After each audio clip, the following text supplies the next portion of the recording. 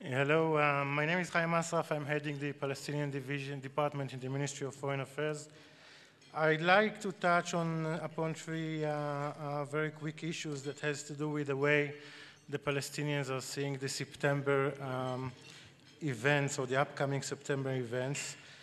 And I will start by opening and saying that the Palestinians are going ahead with the decision to do something in September. The decision was taken 2 days ago, and we think that the Palestinians will go for recognition of an independent state in September in the UN. From our point of view, we think that the Palestinians are going for the maximum cause, are going on a maximalistic level. We have to emphasize that only until a few days ago, the Palestinians themselves were not sure on what exactly should they do. There were more than one voice, several voices. Some of them even thought out loud whether or not it's going to be productive or counterproductive for the Palestinian cause if they continue with the plans for September. So eventually, 2 days ago, the decision was taken, and I think from the Palestinian eye, they are going full ahead, and the train has left the station.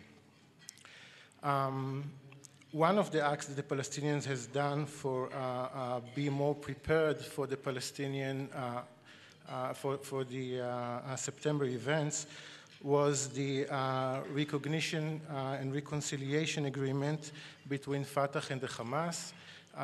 This was taking part in Cairo at the end of April.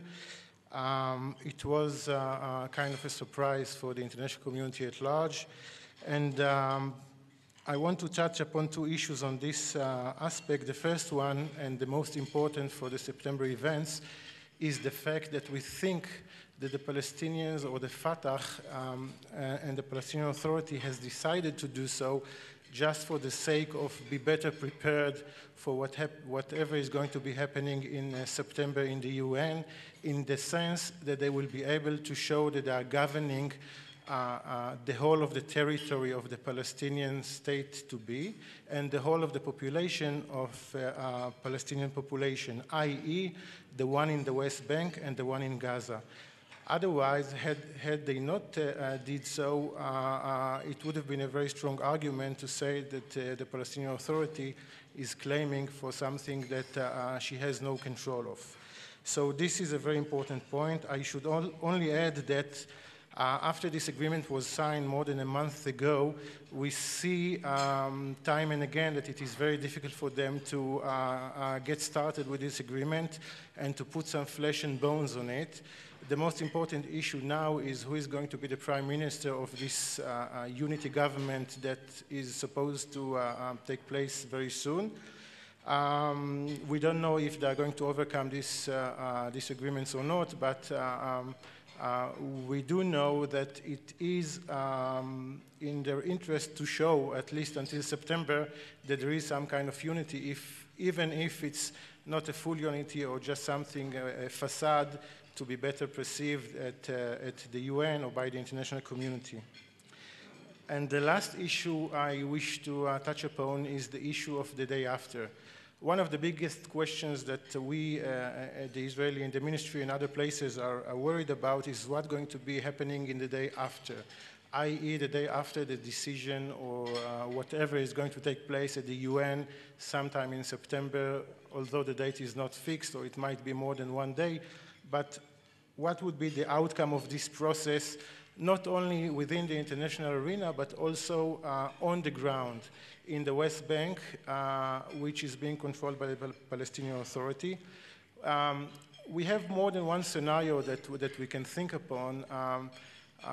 One of the scenarios is nothing much going to be happening because the events are going to take place in New York or outside of the territories, and they might have some effect, but the effect is not going to be a one that will make difference or huge difference in the territories on the ground.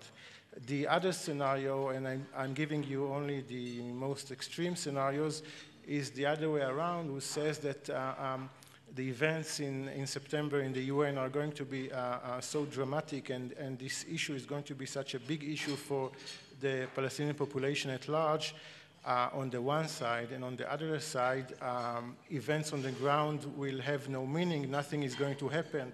The same reality that was the day before is going to be the day after. So this huge difference between the big events outside and then nothing happening on the inside is going to create some kind of a tension that will eventually would lead to violence. And this violence is something that we think is counterproductive, and we are trying to be ready for it, although we know that it's not the only scenario, and we try to portray it as such.